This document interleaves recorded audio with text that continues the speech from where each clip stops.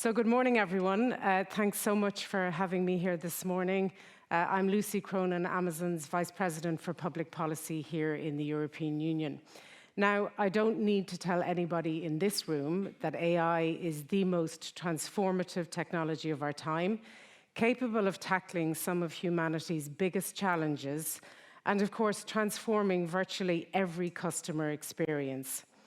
At Amazon, we've been developing and deploying state-of-the-art AI for decades. Today, we deploy AI across all of our businesses, with more than 1,000 Gen AI applications being built across Amazon.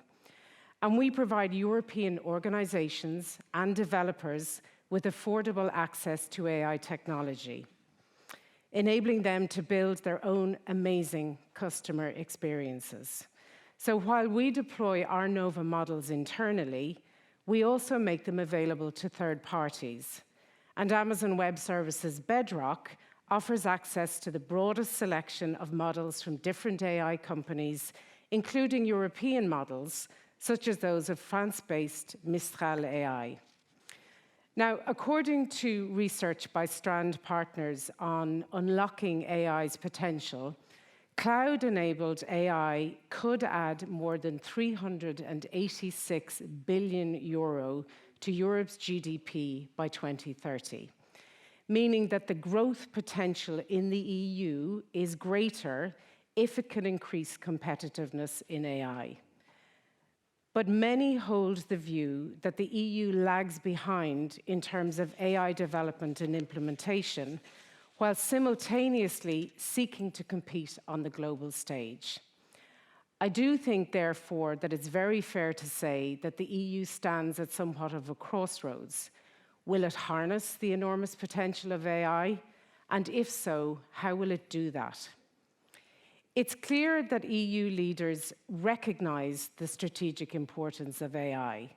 The AI Action Summit in France sent a very powerful signal, and Commission President von der Leyen was very clear in her own political guidelines that Europe cannot afford to fall behind and lose its competitive edge.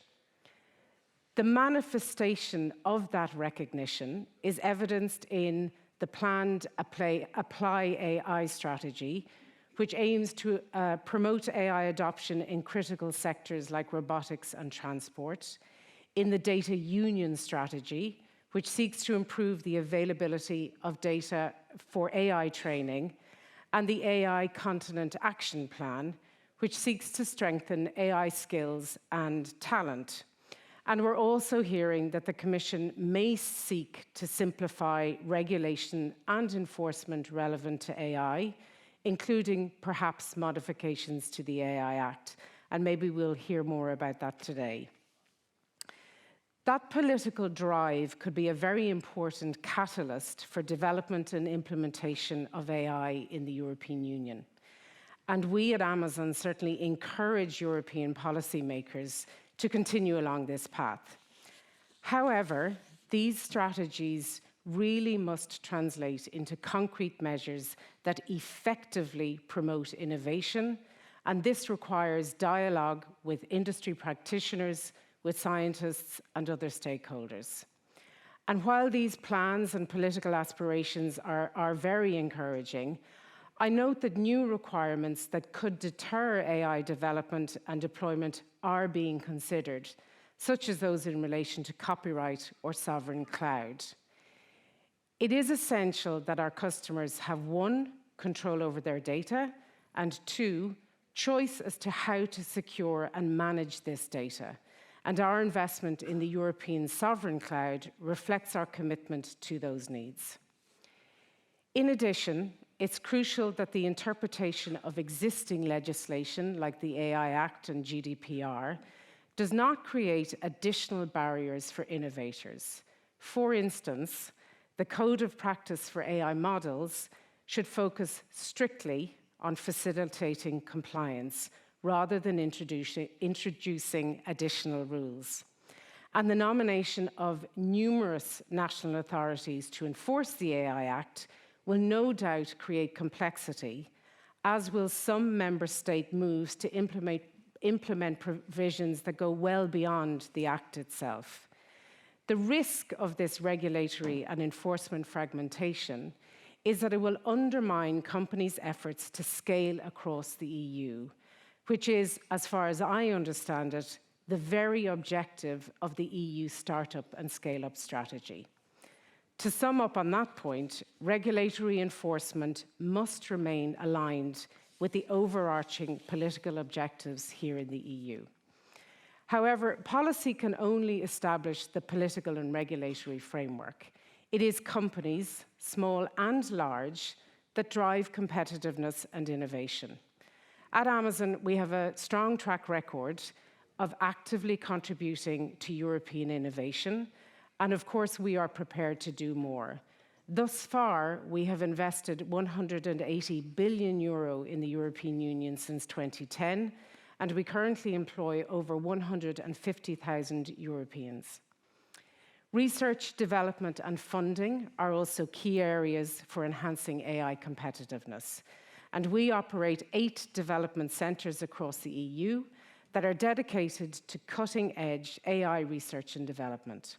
One such centre sits in Gdansk, the city where we invested in Ivona Software back in 2010.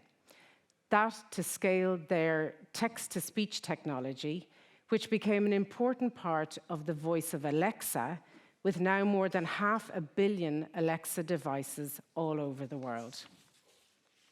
So let me conclude by highlighting 3 key steps I believe are necessary to enhance EU competitiveness in AI. 1, Europe needs a supportive and harmonized regulatory framework for emerging technologies.